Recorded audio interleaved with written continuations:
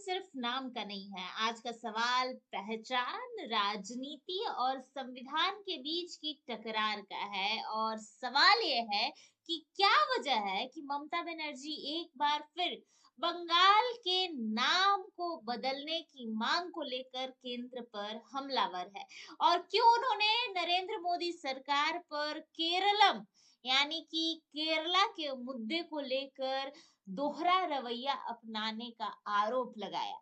चलिए आज इस पूरे मामले को तथ्यों और राजनीति के गणित के साथ समझेंगे बिना लाग लपेटे के।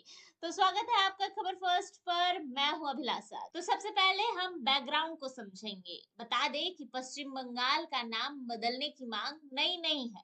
यह 2016 में राज्य विधानसभा ने प्रस्ताव पास किया था कि वेस्ट बंगाल का नाम बदलकर सिर्फ बंगाल या फिर बांग्ला किया जाए। तर्क यह था यानी कि ममता सरकार का कहना था कि अंग्रेजी वर्णमाला में डब्लू की वजह से राज्य का नाम हर केंद्रीय बैठक में आखिरी में आता है, जिसकी वजह से उन्हें काफी दिक्कत होती है। वे अपने मुद्दों को ठीक तरीके से नहीं रख पाते। लेकिन सिर्फ प्रशासनिक तर्क ही नहीं, इसमें सांस्कृतिक पहचान और राजनीतिक संदेश भी शामिल था।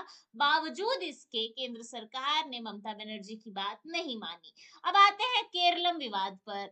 हाल ही में केरल की सरकार ने भी राज्य का नाम बदलकर यानी कि अपने राज्य केरल का नाम बदलकर केरलम करने का प्रस्ताव पास किया।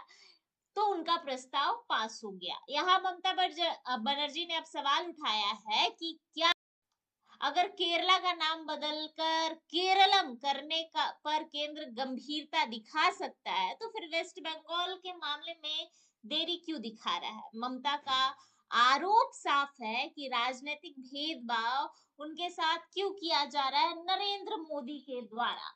उनका कहना है कि केंद्र सरकार गैर भाजपा शासित राज्यों के प्रस्तावों को लटका कर रखती है ताकि उनके राज्य में केंद्र की सत्ता यानी कि भाजपा का राज आ सके। और यही मुद्दा उन्होंने सार्वजनिक मंचों से अब उठाया है। अब राजनीतिक विश्लेषण को आप समझेंगे तो आपको समझ में आएगा कि बंगाल में 2026 का चुनाव दूर नहीं है। राज्य की राजनीति में आज दो ध्रुव दिखाई दे रहे होंगे आपको। एक तरफ ममता बनर्जी की तृणमूल कांग्रेस और दूसरी तरफ भाजपा, जो 2019 और 21 में अपना ताकत दिखा चुकी है यानी कि अच्छा प्रदर्शन दिखा चुकी है। हालांकि जीती नहीं, लेकिन अच्छा प्रदर्शन दिखा चुकी है। नाम बदलने का मुद्दा सिर्फ प्रशासनिक सुधार नहीं है, यह बंगाली अस्मिता, भाषाई पहचान और दिल्ली बनाम बंगाल के नैरेटिव की मजबूत करने का हथियार भी आप समझ सकते हैं इसको। जब ममता बनर्जी बंगाल कहती हैं तो उनका मतलब सिर्फ बंगाल नहीं होता, वो एक भावनात्मक जुड़ाव बताती है। बंगाल यानी ममता बनर्जी के हिसाब से भावनात्मक जुड़ाव, एक संदेश देती है कि हम अपनी पहचान खुद तय करेंगे।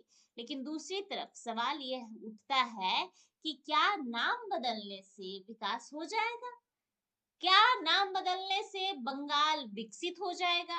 बंगाल सुधर जाएगा? क्या इससे बेरोजगारी, उद्योग, निवेश जैसे मुद्दे सुलझ जाएंगे? भाजपा का तर्क है कि यह सिर्फ एक राजनीतिक मुद्दा बनाकर तोड़ मरोड़ कर ममता बनर्जी के द्वारा पेश किया जा रहा है। असली मुद्दों से ध्यान भटकाने की कोशिश की जा रही है। बहरहाल अब कानूनी पहलू से आप समझेंगे तो आपको समझ आएगा कि किसी भी राज्य का नाम बदलने के लिए संविधान के अनुच्छेद 3 के तहत केंद्र सरकार की मंजूरी जरूरी होती है। सिर्फ विधानसभा प्रस्ताव पास कराने से ही नाम नहीं बदल सकता है। यानी आखिरी फैसला दिल्ली के पास होता है, केंद्र सरकार के पास होता है, और अभी यह फैसला मोदी जी के पास है यानी कि भाजपा के पास।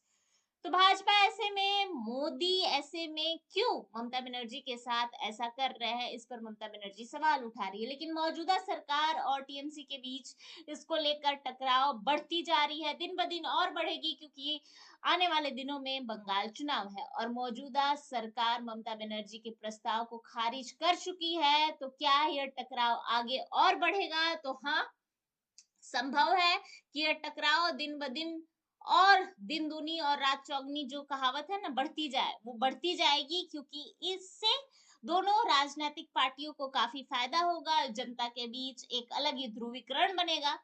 तो इससे फायदे के लिहाजे से काफी जमीन पर भुनाया जाएगा। और ऐसे में सवाल है कि क्या यह सिर्फ नाम का सवाल है? तो मैं आपको बता दूं कि यह सिर्फ नाम का सवाल नहीं है। यह सवाल है राजनीति का, यह सवाल है आने वाले चुनाव का।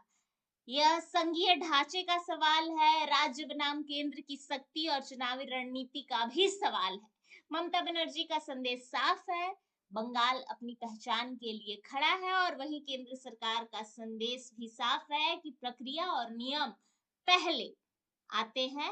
अब फैसला आपके हाथ में होगा कि आप किसे चुनते हैं, क्योंकि आने वाले दिनों में चुनाव है। बंगाल की जनता को चुनना होगा कि वो किसे अपना नेतृत्व करने का मौका देती है, ममता बनर्जी को या फिर बीजेपी को। ममता बनर्जी आती हैं तो सीधे तौर पे फिर से बंगाल के नाम में बदलाव की मांग उठेगी। अगर बीजेपी आती है तो शायद वेस्ट बंगाल का नाम वेस्ट बंगाल ही रह जाए।